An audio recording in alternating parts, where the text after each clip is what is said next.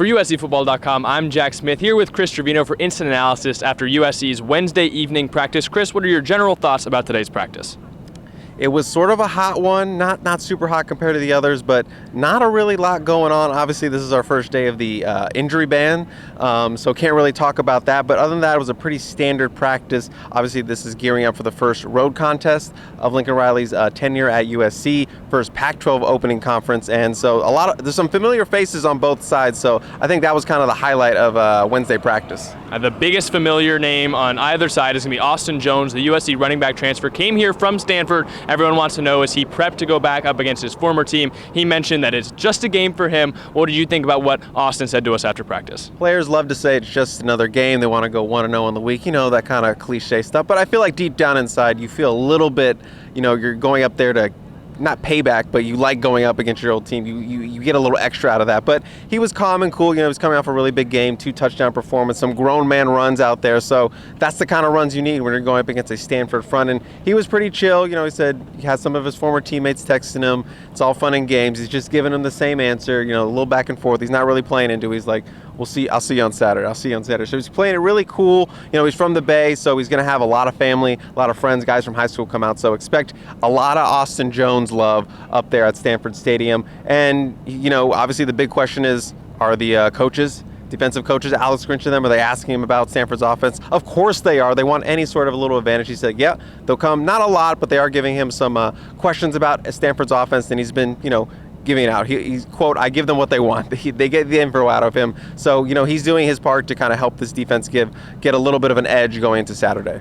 And we've been talking about the different running backs pretty much all week, whether it's Raleek Brown, Travis Dye, now Austin Jones, even Darwin Barlow, who scored a touchdown. Seems like there's just so many mouths to feed to the running back position because there's so many talented backs on this USC roster. But Austin mentioned that they're fine with having a little bit of a running back by committee approach. What did you think about his comments on the topic? I think that fits into what the culture that Lincoln Riley and Kyle McDonough has built with that room. It's like the best players are going to play, and if it's all 4 you guys are playing well, you're going to get the carries. So you got to do all the little things. You got to make your blocks. No blocky, no rocky, as Travis Dye said the other day. So they're just kind of feeding off each other, and I wouldn't expect nothing less from them kind of embracing that running back by committee approach. People are getting touches. People are scoring. 3 running backs scored on Saturday against Rice. So if they're getting in the end zone and USC's winning, I don't think anyone's really going to have a problem with a committee approach unless somebody just absolutely steps up and takes hold of that mantle. I think we're going to see that committee approach because, as you know, that's a stacked running back room. Freshman Raleek Brown has been really impressive, so everyone's going to get some touches for this backfield.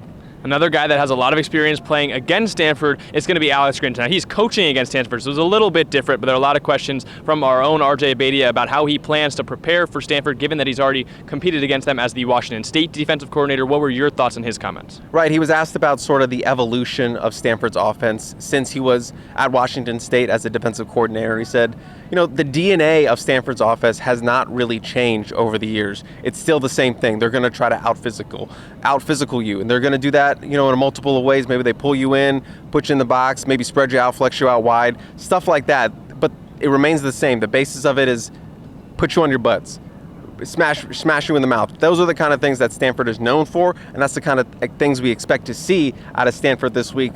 Doesn't matter if it was 10 years ago, 5 years ago, it's the same kind of Stanford DNA. Come out there and try to smash you in the mouth, and that's sort of what other players have talked about, is that, and we hear about this all the time in Stanford week, is that it's Stanford, we know we have to be physical. Above all, we have to be physical. We can make mistakes, but if we're physical, we can probably make up for that. So they're going to come up there, go up to that game and try to out-physical a physical team. And we know Stanford for running the ball, but also they've had no shortage of quarterbacks in their time. Andrew Luck, they've got Davis Mills starting the NFL right now, and they've got another good one in Tanner Mckee. What were your thoughts about what Alex Grinch had to say about Mckee?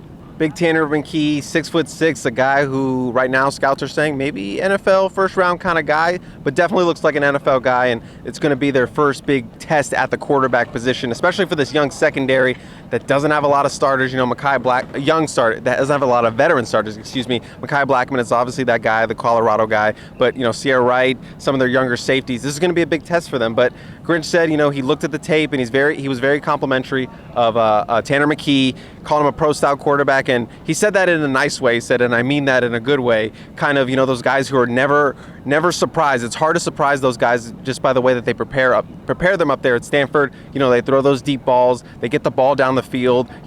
they throw those 50-50 balls, but they're more like 70-25 balls for the Stanford wide receivers. So this is going to be a big test for that USC secondary. And, they were tested a little bit, just a little bit against Rice, and I think we're going to see them have to step up to a new challenge with an NFL guy behind center. So I think that's a big storyline that we're going to have to watch for on Saturday. Another guy that's going to have to be in the passing lanes when Mckee is dropping back, especially on third downs, is going to be linebacker Eric Gentry. He's played against Stanford before transferring over from Arizona State, but it's going to be a big thing for him to be in the passing lane, and we got to talk to him again after practice. A great speaker, continues to just really wow us with what he can say about the defense. What did you think about his comments after practice? So he went from 6'6" quarterback to 6'6" middle linebacker. I love it. It's a beautiful thing. And, I asked him, what did he see on tape for the linebacker? He said, we were swarming. We were all around the ball. We were getting hats to the ball. We were swarming around, and that's how you get those plays, Jack. That's how you get those pick sixes. If everyone's running to do their job, opportunities like that happen. And he even got teased a little bit. He's like, "Oh, so does that mean you're going to have to get a pick six?" After Raylan and Shane Lee got one, he says, "If the opportunity arises," he had a smile on his face. "I'm going to make it happen." But he's just worried about doing his job, and for them, it's swarming the ball, doing the little things, and making some hits. They're going to have to go on the road and do that against a Stanford team that's very disciplined, a tough team to play at home. Like you mentioned, USC's only won 1 of the last 5 times they've gone to Stanford, so it's going to be big mental strain. We got to hear a lot about what happens on Thursday practices. Obviously, Tuesday, Wednesday, big physical day, but Thursday's a big mental day. What did you think about what defensive coordinator Alex Grinch said about that? Right. It's about football, he said, is a big physical strain and a mental strain. Obviously, you have to learn all these things. You have to make calls at the line. You have to get in the right spot. So a lot of that goes into football. So you cannot just prepare physically as a football player. You have to prepare mentally. And for them, during practices, obviously there's NCAA mandated rules where they can't hit all the time. So when they take away that physicality strain of it, they're going to strain them mentally. And, Thursdays, they don't call them walkthroughs. They call them run-throughs. So they're making them do a series perfectly, whether it's get to the line, make all the calls, and they do it at a faster pace than they expect the offense to run on Saturday. They want them to go 100%, 120%, as opposed to maybe 100% tempo that they'll see on Saturday. They want to get them that extra level of extra preparation for the Saturday. So they prep them like that. Every time the physicality is taken away, they're upping the mental ability. So I think we're going to see a very mentally tough team grow as the season goes on. I feel like they're mentally tough right now after all offseason, but it's another level of growth that they're going to take it to during the season, having these Thursday practices, these Thursday strains and stuff like that, especially going to their first road contest. I mean, you mentioned strains. We can't talk about injuries, so I'm going to give you a little bit of a mental strain, make you give a prediction for the Stanford game. I know you hate predictions, but since you're not going to be on the Thursday Tunnel Vision tomorrow night with myself, Ryan, and RJ, I want to hear your prediction for USC Stanford on Saturday. I was trying to avoid this. I don't like doing predictions, as you mentioned. And right, and for those who didn't watch yesterday, we are no longer allowed to report on injuries. That's why we cannot talk about it. If I even tried to mention injury right now, the video would just cut off, and it's not even live. I don't know how that happens. But prediction-wise, I feel like it's going to be similar to what Stanford put on USC last year, but we're just going to flip it a little bit. I still really like this USC offense. I don't think that Stanford's defense can kind of keep up with that pace. Even Kyron Ware-Hudson said they wanted to get that passing game to another level on Saturday, and that seems hard to believe, even though they were clicking on all cylinders. So I'm going with USC. I'm going with about maybe 45-24 kind of score. I think the Stanford offense will give them a little bit of issues. Obviously, as we mentioned, Tanner Mckee is a really good quarterback. But in the end, I think we're going to see another blowout. So I'm going to go 45-24 kind of range. More or less than 3 pick sixes?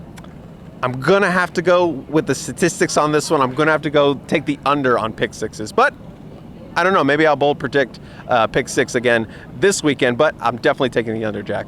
Well, it was a great practice today, and there's going to be another good one tomorrow. We get to hear from Lincoln Riley tomorrow. Didn't get to hear from Caleb Williams today, so it's going to be good to hear from a big leader in the USC football program. Tunnel Vision is going to come tomorrow night. We've got interviews and highlights that are going to be up on the channel. So I've been Jack Smith, here with Chris Treviño for Instant Analysis. Check out uscfootball.com for more.